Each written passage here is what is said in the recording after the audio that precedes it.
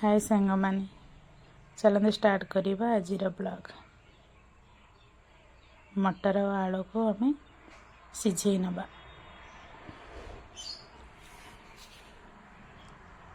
ये मोर आलू मटर सिझीगला मु कढ़ई बसईदेली ऑयल देदेली। ऑयल देला परे फुटण देदेली किसी पियाज देदेली। पियाजटा भल भाव भाजीला आम अदा रसुण पेस्ट देदबा। अदा रसुण पेस्टा को आम भल भाव भाजी नवा। अदा रसुण पेस्ट भाजीगला परे जीरा गुंड धनिया गुंड लंका गुंड दे अल्प पानी दे आम ये भल भाव कषि नवा। मसला कषि हो गलानी ये आम सिझे आलू मटर को देदबा। आलू मटर ये आम देदेले आगर मु लुण दे मटरटा सिझे थी। पुणी स्वाद अनुसार अल्प लुण देदेली। लुण देदेला पर ढांकुणी दे 5 मिनट ताकू एमती छाड़ीदबा। देखंतु 5 मिनट पर एबे हमर घुगुनी हो गलानी।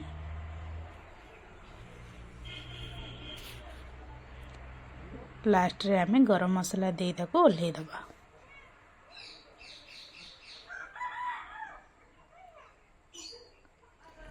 एबे हमर कंदमूल टिकी प्रस्तुत करनबा। 4 पीस कंदमूल नहीं जाइए से पियाज चुन चुन कट कंचा लंका जीरा लंका गुंड स्वाद अनुसार लुण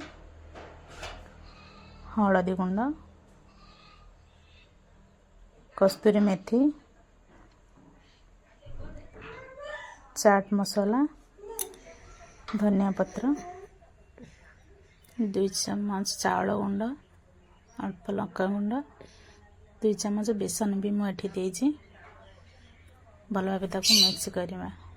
देखो मिक्स हो जामर मुझे टिकीर सेप दे ताको सुजी रे कोटिंग करी नौचे भल भाव कोटिंग करवा। देखो एमती सब टिकी मु प्रस्तुत करिनेबी।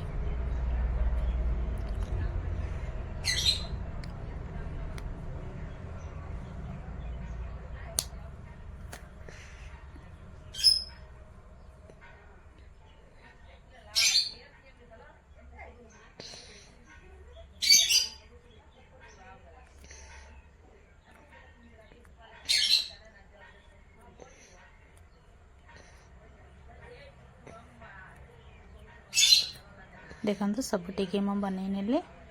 एबे टावा बसई ताकू भाजी नबा।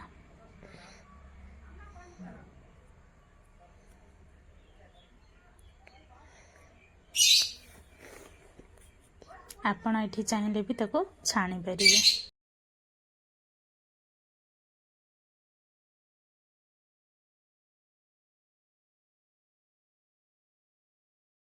तो चाउलर कोटिंग भी दे पारे। एबे देखो गोटे साइड आमर भाजी हो गलानी ताकू उल्टे दबा। एमती भल भाव सब टिकी जाऊ आम भाजी नबा।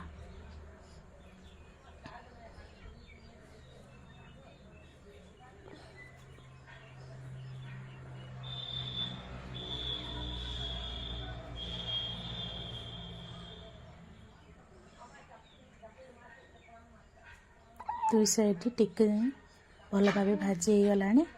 एथर मुझे प्लेट को बाहर करनेबी। अब प्लेट रे सजाई नवा। घुगुनी टिक्की दही धनिया चटनी तेंतुली पानी सॉस सेव पियाज कंचा लंका धनिया पत्र चाट मसाला कड़ा लुण पुणी दही धनिया चटनी सॉस देना। देखंतु केमिति लागुची कंदमूल चाट। निश्चित कमेंट करी कहिबे। वीडियो पूरा देखि थैंक यू।